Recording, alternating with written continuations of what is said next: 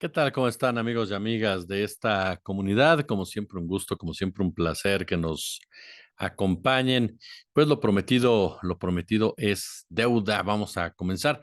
Hoy la Corte Federal para el Distrito de Arizona dictó una sentencia favorable para México en su demanda contra 5 tiendas vendedoras de armas localizadas en ese estado, en donde se estableció que las tiendas tuvieron diversas señales para saber que las armas de fuego que vendieron terminarían en México y que éstas serían usadas con fines ilícitos. Por ello, la Corte reconoció que México tiene derecho a demandar a nombre propio y de su población, y en las siguientes etapas se presentará evidencia para demostrar la conducta negligente de las demandadas, buscando obtener una reparación del daño que será determinada por un juez.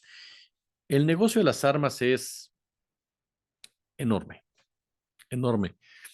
Muchos han hablado de tecnología, de farmacéuticas, por supuesto los bancos, pero las armerías juegan un papel determinante en el devenir de este planeta.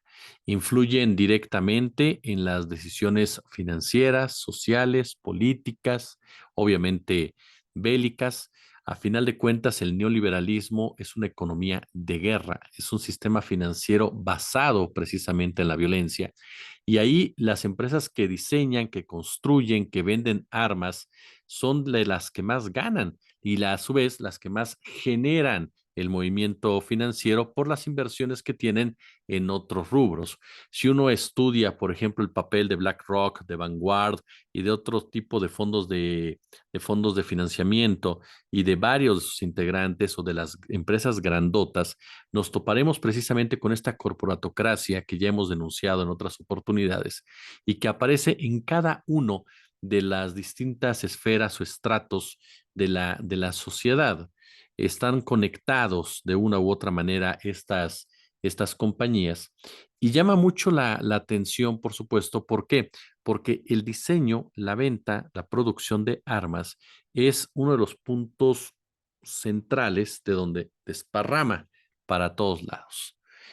Por eso, la constante necesidad de la guerra. Si nos fijamos en los datos aportados por algunos de los principales institutos sobre conflictos, vemos que la guerra ya es algo normal. Según Uppsala University, desde hace décadas existen 50 conflictos armados activos en promedio, que han producido más de 150,000 muertes relacionadas con combates tan solo, por ejemplo, en 2019. Si de ahí pasamos al 2023, 2024, pero quedámonos en 2023, nos topamos en que el número se duplicó. Así de sencillo. Hablamos de que hay más muertes en este planeta. Conflictos que obviamente generan decenas de miles de víctimas propias de la violencia organizada, atribuibles exclusivamente a los enfrentamientos armados inherentes a estos conflictos. Y bueno, por citar dos de las guerras más mediáticas. En Siria, por ejemplo, se llegaron a contabilizar al menos 348 muertes relacionadas con la violencia armada. En Yemen, 233,000. Les reitero, esto hace algunos años, a las que hay que sumar los miles de personas que mueren en su huida de la guerra, que mueren en la miseria provocada por estos conflictos, y a los que habría que añadir también al menos los más de 75 o 79 millones de víctimas de desplazamientos forzados que contabiliza la propia ONU. Por desgracia, en cierto modo ya es normal que haya guerras, que éstas provoquen miles de muertos, millones de damnificados cada año y, por supuesto, enormes ganancias a los involucrados. Los conflictos armados tienen dos características principales: requieren de gran planificación y organización, y necesitan ineludiblemente de su principal herramienta, las armas. Si bien es cierto, ¿no?, que la existencia de armas, ejércitos, compañías militares privadas, grupos armados de diversa naturaleza, no son causa de las guerras, digámoslo así, no podemos dejar obviamente de considerar, ¿no?, que las guerras no serían posibles sin los más de 27 millones de militares y paramilitares que hay en el mundo, ni sin los misiles de mercenarios y guerrilleros que están entrenados y preparados para el combate, los miles, perdón, de mercenarios y guerrilleros. Y probablemente tampoco sería posible sin la connivencia entre fabricantes de armas y responsables políticos, cuya relación alcanza su expresión máxima en las conocidas como puertas giratorias en defensa. Esto en virtud de que de las que militares de alto rango pasan a formar parte de consejos de administración y equipos directivos de la industria militar y viceversa. Son muchos, muchos los casos existentes. Sirva de ejemplo quizá uno de los más paradigmáticos a nivel mundial, el del ministro de Defensa de España, que entre los años 2011 y 2016, ¿no? Hablo de este hombre Pedro Morenés, ¿no? Fue parte medular de estos cambios. ¿No? ¿Por qué? Porque poco antes de acceder al cargo de ministro, atesoró grandes responsabilidades en las diversas empresas de armas, entre las que destaca MBDA, ¿no? Una de las empresas líderes en la producción de misiles, y poco antes de abandonar el cargo dejó como legado la cifra anual más elevada de autorización de exportación de armas en la historia de todo España. Vea lo que pasa en Israel, por ejemplo.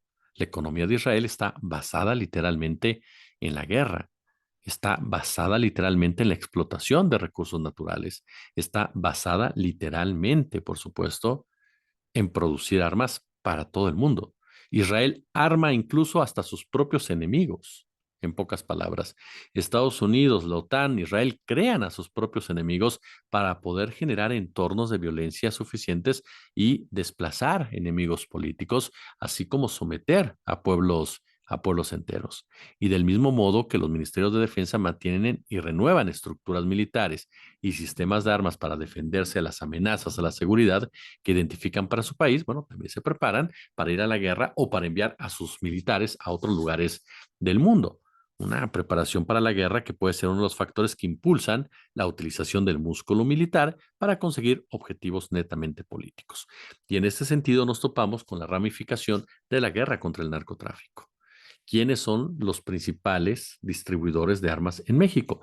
Los empresarios de Estados Unidos, las armerías de Estados Unidos, porque de repente cuando decimos armerías nos olvidamos que tienen dueños y que son empresarios, que son gente que está con sus oficinas en Wall Street, que es gente que se ha beneficiado directamente del neoliberalismo, que es gente que ha vivido precisamente de la tragedia, que es gente que tiene su fortuna basada en una pila de cadáveres en Ciudad Juárez.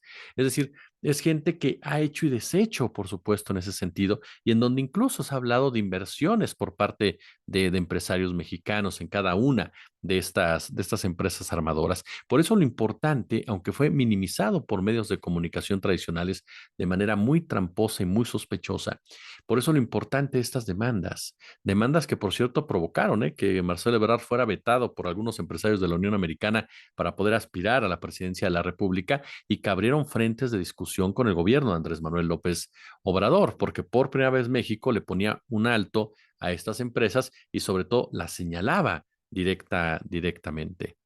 En alguna plática que tuvimos, por supuesto, con Nicolás Moraz, él nos decía abiertamente que solo hay 4 empresas grandes en materia de armamento y que de ahí se derivan todos los demás intereses y que en muchos casos son las mismas desde hace décadas que tienen una relación total con el gobierno de Estados Unidos, con el gobierno de Israel, con los gobiernos de las diversas potencias que están involucrados en distintos conflictos armados. Y en el caso concreto de la guerra contra el narcotráfico, ha sido de verdad un negociazo en donde incluso operativos tan cuestionables como Rápido y Furioso permitió la llegada de miles de armas a manos de los narcotraficantes.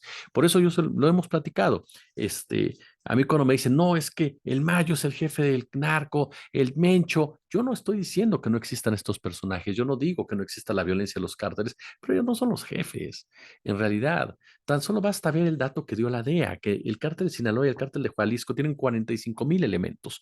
Sí, parecería una cifra muy alta si no tuviéramos más de 120,000 en el ejército, sin contar a la Guardia Nacional y sin contar a la Marina, por citarle ejemplos vagos, ¿no? O sea, por supuesto, el día que van sobre ellos los agarran y los aniquilan. Así de simple. ¿Por qué? Porque forman parte de la misma estructura, forman parte de la misma realidad.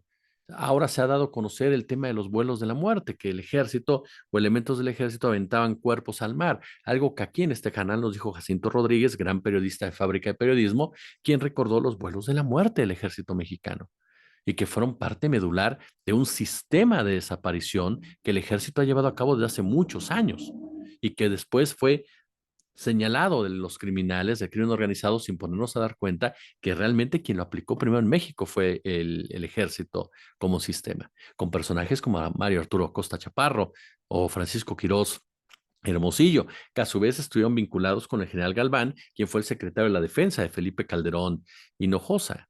Felipe Calderón, que por cierto ahora tiene la cara de decirnos, no, de manera muy preocupada, que México está entre los primeros lugares de crimen organizado en el mundo.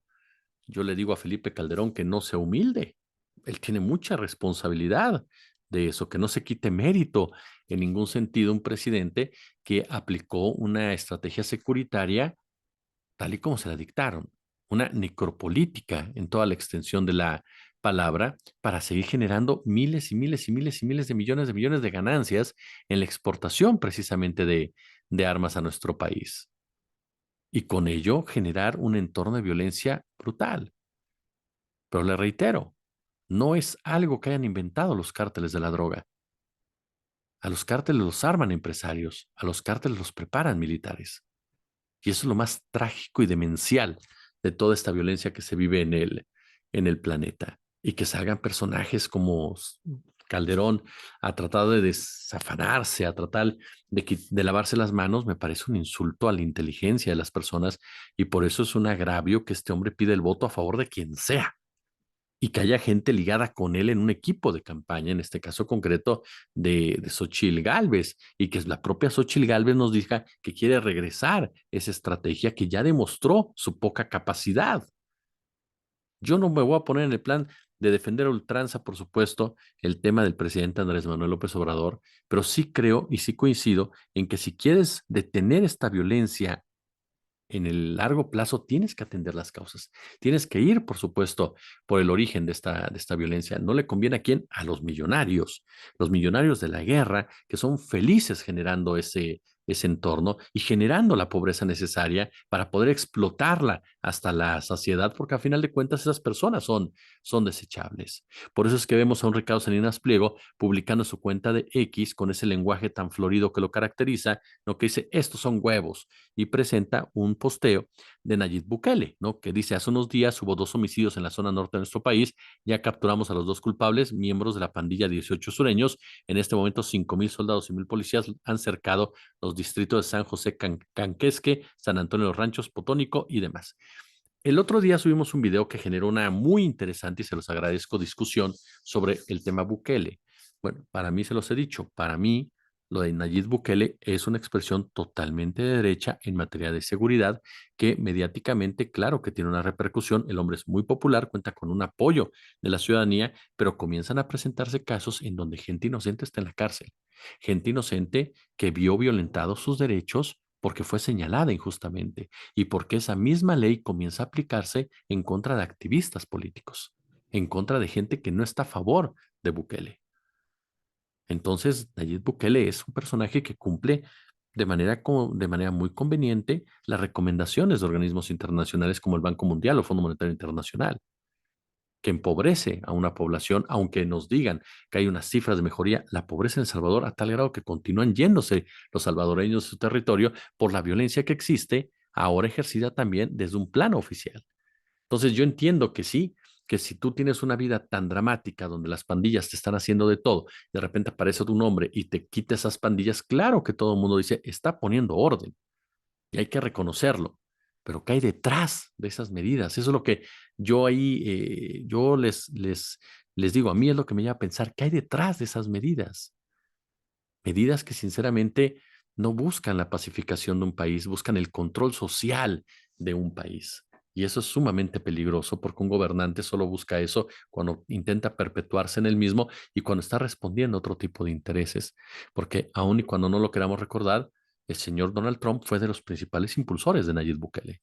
Y esa mano dura derecha, que es la que propagan empresarios como Salinas Pliego o políticos como Felipe Calderón o la propia Xochitl Gálvez, está más que confirmado que no trae resultados realmente positivos para nadie y que tarde o temprano los inocentes pagan justos por pecadores. Y en este punto, ya para prácticamente concluir, no podemos dejar de hablar, por supuesto, de dos temas.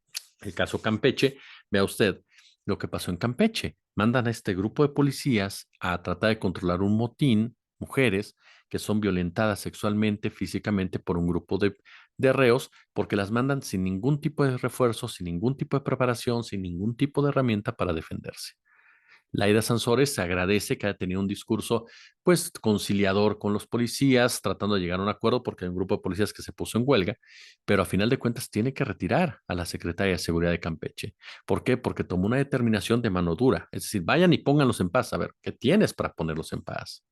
¿Qué herramientas puedes utilizar para ello? ¿Qué capacidad tiene tu policía? ¿Estás preocupado por preparar realmente a tu policía? En el gobierno de Campeche hay un personaje sumamente siniestro que es Renato Sales Heredia. Ajá.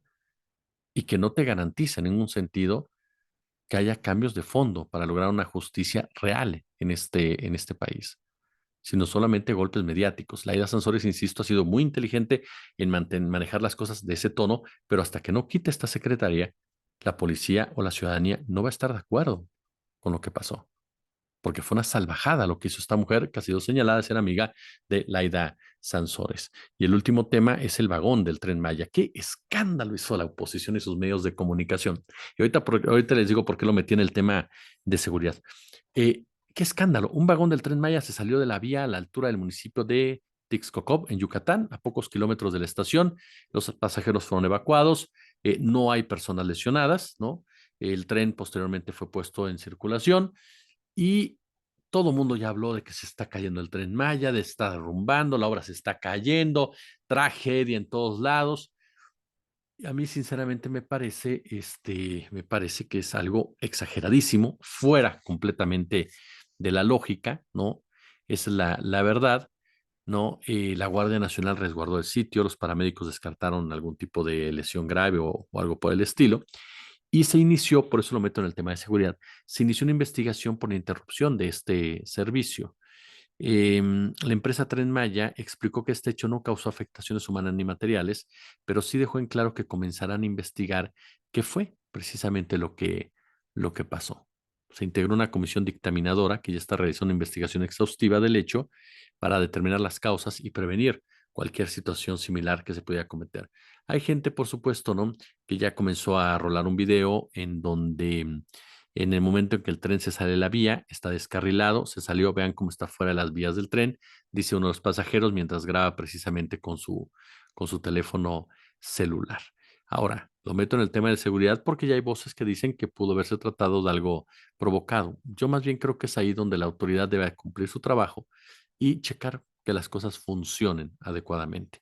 Y más, por supuesto, en una obra emblemática del gobierno de la 4T. Claro, si hay algo extraño, darlo a conocer. Por eso es correcto que abran esta investigación que en el marco de la contienda electoral, por supuesto que todos este tipo de temas se exageran o se manejan con una grandilocuencia que no corresponde a la realidad de la problemática. Alguien por ahí ya sacó los audios de Latinos asegurando que los hijos del presidente, los amigos del presidente, los hijos del presidente, les vale gorro la vida ajena, la vida humana, ya saben ustedes todo esto, porque lo que se trata es crear esta campaña negra, esta campaña sucia, esta campaña de desprestigio hacia una administración que llevó a cabo la construcción de un tren que puede ser muy polémico en cuestión ambiental y que se puede discutir a fondo al respecto, pero que a final de cuentas golpea intereses muy importantes de camiones, por ejemplo, de empresas de camiones, de autobuses, así como también de empresarios hoteleros que están involucrados.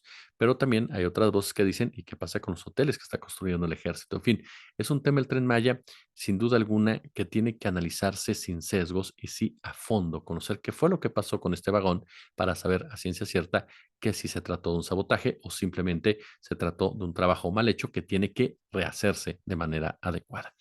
Como siempre, un gusto, como siempre, un placer. Si les gustó el video, déjenos por acá, por supuesto, su like, denle me gusta, compártanlo, suscríbanse, denle a la campanita y ya lo sabéis, si hay chance, algún super chat, super gracias. Si no, con todo lo demás nos ayuda muchísimo. Yo, como siempre, les agradezco el favor de su atención y nos vemos y escuchamos el día de mañana. Si no hay nada más importante antes, a las 11 de la mañana está arriba nuestro comentario. Gracias y muy, pero muy buenas noches.